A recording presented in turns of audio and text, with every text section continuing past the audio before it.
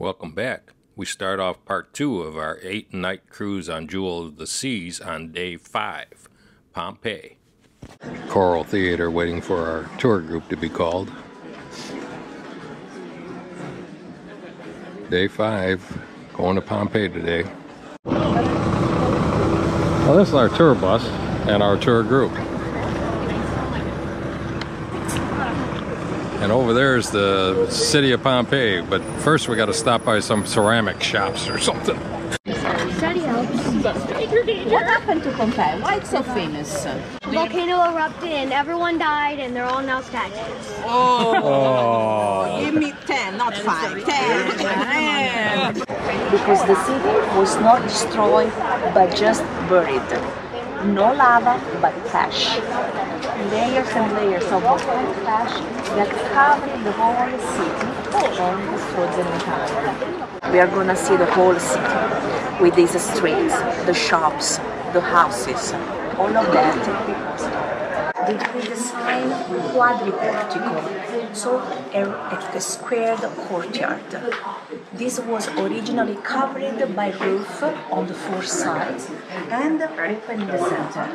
But this was also used, during the intermission, when they wanted to stretch their legs, drink something, talk with their friends, they moved to the foyer, like we do today, right? What do we see today original? Everything except the roof. We entered Pompeii through the theater courtyard, where you could still see the original coloring on some of the columns. At the beautiful details, the columns that are shaped as mythological figures and men. The man shaped as a column has a specific name, Telamone. It comes from the legend of Atlas. Atlas was one of the giants, because it's Vesuvius. So that's what they used to get oriented. Think about New York City today. Streets, avenues forming blocks. So 2,000 years ago, being Pompeii a very commercial city, a lot of foreigners, businessmen and miners, the city... That's Mount Vesuvius in the background, she said. The streets were oriented north and south. There's the streets, wide enough for the chariots.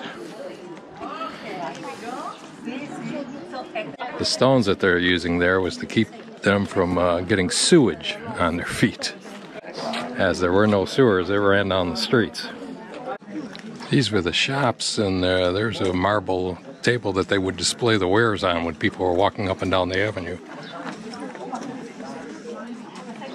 Oh, the ovens for the bakeries. This was a big place. And this is city center. This is the main avenue. This is the main north-south road. Of course, Mount Vesuvius in the background. Headed south. Then the east-west road. It's a pretty good-sized town. 180 some acres, she said. One of the public fountains. The tour guide says that this was a tower that hooked to the aqueduct that came from the mountains, brought in fresh water. So sometimes, they prepare the soups,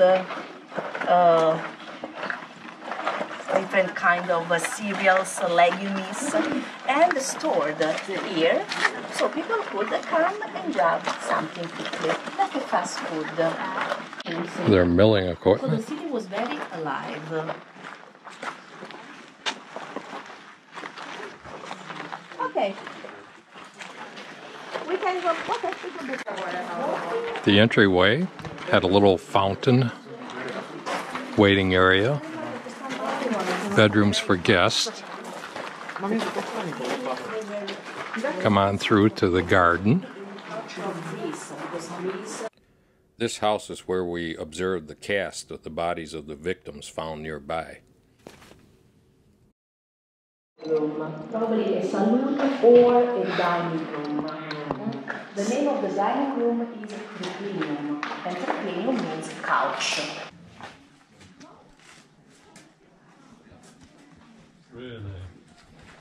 I want to crawl in there so bad. Again, the ovens and the millstone. There was some bread made here. A little side oven. Some of the homes we passed by had elaborate mosaic works and still displayed original colors on the remaining stucco. Many were very impressive. The water fountains just seem to go on forever. This took a lot of excavation. His name is And then the main square of the town. This is impressive. This is very impressive. The brickwork. Temple of Apollo and the Forum. The Temple of Jupiter, and right behind it, Mount Vesuvius. Of course, it was much bigger in the day before it blew its stop. The tour guide was just saying this whole area floor was marble. Like that. But when they excavated it, officially started excavating it in the 1700s, marble was gone. So there were some unofficial excavations going on before that. Basilica. Now, if I say basilica, what do you think about? Church. Don't forget that Pompeii stopped to exist in 79 AD, so it was definitely too soon. We don't have any records of Christians in Pompeii. We have records of Egyptians, we have records of Jewish, but not of Christians. The basilica, that time, was the court, the courthouse. Court. Like a church, had 3 naves divided by these huge brick columns, and the altar at the bottom. On the altar, no priestess so far, but lawyers. Do you know any lawyer? What are they good at? Taking your money. Taking money and arguing, right? The famous oratory and yelling. The famous oratoria, the art of good words. Being a lawyer was not just a job, was a moral duty for people that wanted to start a political career. So the coastline used to come right up to where those trees are. Pre-eruption. After the eruption, you can see where it's at now. It's a couple miles off.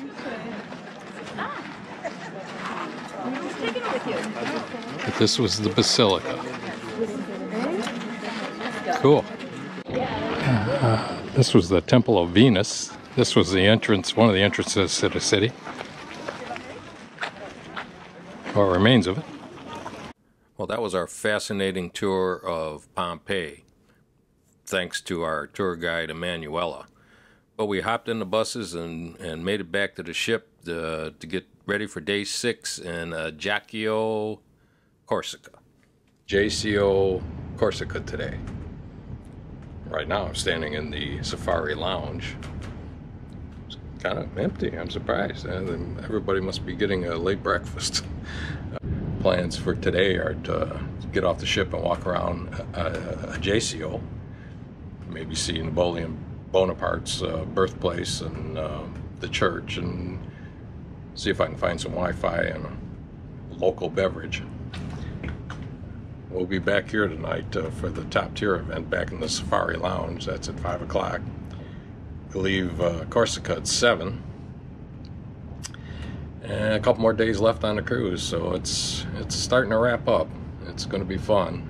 Get to get tested on day 7, that's tomorrow.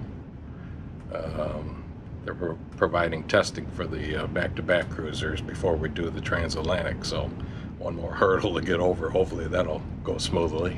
Right off the ship, come to the market, open air market. There's another one further down too I could see from the ship. We'll have to walk through that too. But the main objective right now is find some place with a drink and internet. Got to catch up on the events of the day. Look at these olives.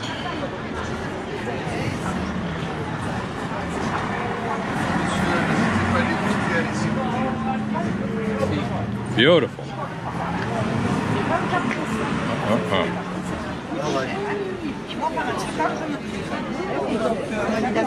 Vegetables, fruits,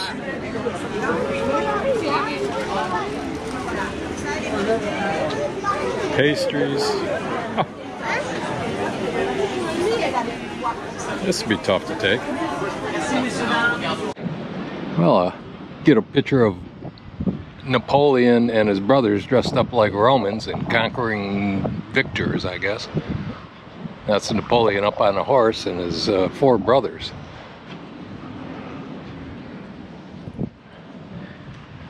I think that's the way this works.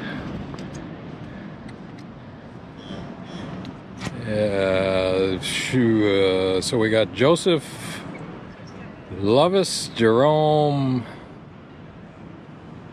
I have no clue, but anyway, I think it's his 4 brothers. Looks good with the sun coming up in the background there. Well, hello there. Hi. How are you? I'm doing well. How about yourself? Doing wonderful. Having a great day. I got to get a picture of the cathedral here. Yep, that's what we came up on. I said, I wonder what that is. And this supposedly is Napoleon's church, or was his church. Oh, There's some okay, kind of thing hanging on the wall inside. oh, Yeah. okay, okay. We haven't been in yet. Yeah. You've been by the museum? Did you go down that way? I was looking for it. It's down there? Go down there, yeah. And it Go down opens there. at 1:15. Okay. Okay, good.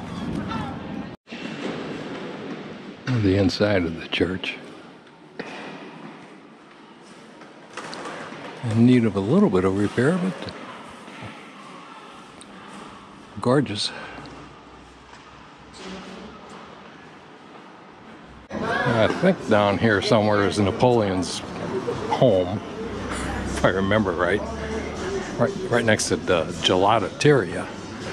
Yeah, this is the La Grotta Napoleon. So this must be the museum up here where all the people are at. As you can see, not a whole lot to do here in Ajaccio, something along those lines. Napoleon, this was his place.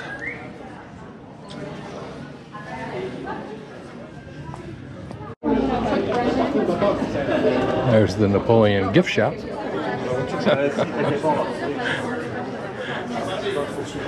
And you can get Napoleon wine, beer, or whatever else. Okay, mission accomplished. Found some gelato, found some internet, found Napoleon's house, the cathedral, yeah, the market. Yeah, about time to head back to the ship. Had to grab a quick selfie with the Generalissimo before I left.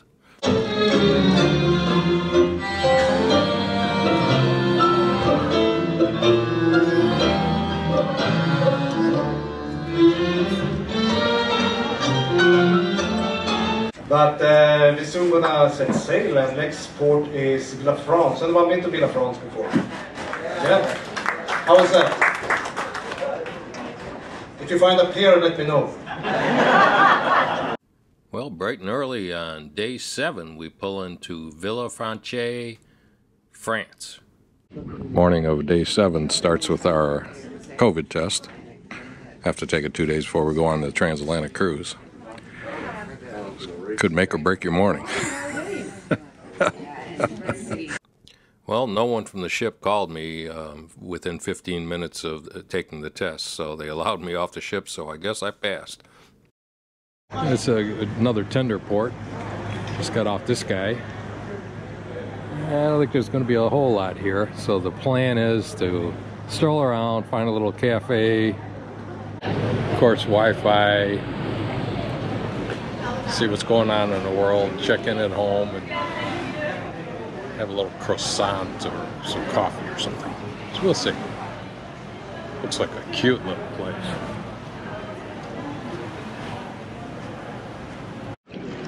There's the harbor at Villa France. Very nice, some of the old fortifications. Take a walk up there. Very nice, laid back. Of course, it's Sunday. Not a whole lot going on. Walked around the town about 8:30, 9 o'clock. Not a whole lot going on. The captain warned us not to expect anything before like 10:30.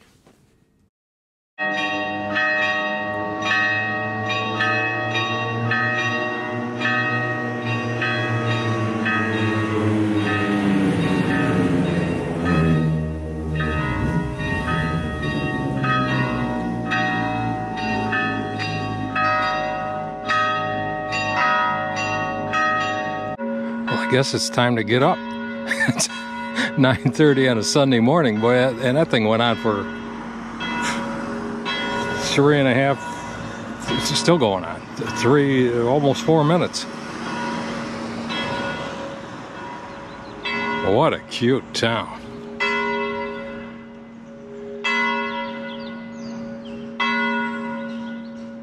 I bet this place comes alive in the afternoon. Well, the same colors that were in Pompeii. That's the front. I'll see if I can get a better further distance, but it's pretty packed in here. Maybe from the road over there. See what the inside looks like.